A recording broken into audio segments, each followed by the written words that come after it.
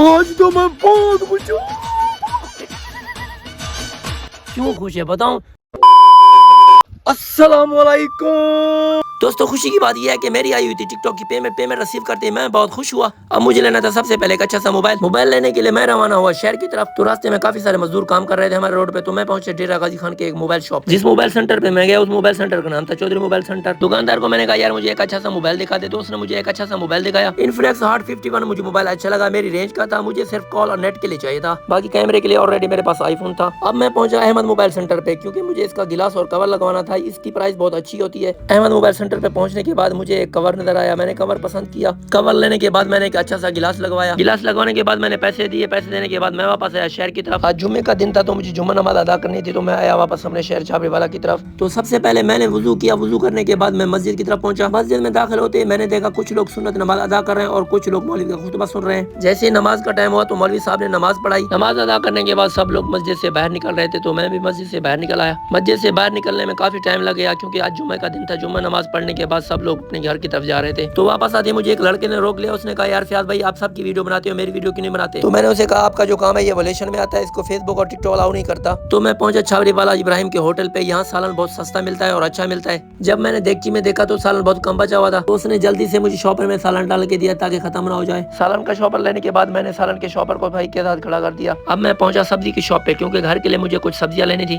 सब्जी लेने के बाद मैं फिर बैठ गया लड़कों के पीछे बाइक पे। अब हम रवाना हो गए घर की तरफ क्योंकि घर में मुझे एक जरूरी काम था। अब एक न्यू सड़क बनी है जो सीधा मस्तोई पेट्रोल पंप से लेके हमारे घर तक आती है। अब यहाँ से जो रास्ता हमारे घर की तरफ आता है वो बिल्कुल सीधा है। अब रास्ते में एक क्रेन वाला जा रहा था जिसने हमें बहुत तंग किया, हमें रास्ता नहीं दे रहा था। काफी देर तक हम उसके पीछे चलते रहे लेकिन उसने हमें रास्ते नहीं दिया। मेरा सर बहुत दर्द कर रहा था। ऐसे ड्राइवर का बंदा क्या करे जिसको लोगों की परवाह नहीं होती। काफी देर के बाद हमें रास्ता मिला और मैं घर पहुंच गया। जल्दी से मैंने अपनी बाइक खड़ी की, घर से बाहर निकला क्योंकि मेरा कोई इंतजार कर रहा था। जल्दी आने की वजह ये थी कि मैंने आज थ्रेशर लगानी थी। थ्रेशर पे मेरा छोटा भाई और कजन काम कर रहा था तो मुझे भी इनके साथ काम करना था। तो इनके साथ मैं भी काम करने में लग गया। फसल वाली काम में मुझे एलर्जी होती है लेकिन मजबूरन मुझे ये काम करना था क्योंकि ये फसल मेरी अपनी थी। यार ये काम बहुत मेहनत वाला होता है, ऐसा सख्त काम हमसे नहीं होता। अब मैंने गंदम के दानों पे नजर डाली, मुझे ये अच्छे लग रहे थे। दानों को हाथ लगा के देखा तो ये बहुत साफ सुथरे नजर आ रहे थे। यार ये काम बहुत मुश्किल होता है, गरीब बंदा मजबूरी में ये काम करता है लेकिन हमसे ऐसा काम नहीं होता। ये रहा मेरा 1 एकड़ का तिब्बन। मेरा सर बहुत दर्द कर रहा था। मैंने अपनी फसल पे ज्यादा मेहनत नहीं की लेकिन फिर भी दाने मुझे अच्छे नजर आ रहे थे। गाँव के जो लोग होते हैं वो ज्यादातर फसल पे मेहनत करते हैं क्योंकि उनकी कमाई का जरिया यही है। मेरे लिए अल्लाह का शुक्र है, इतना ही मेरे लिए बहुत है।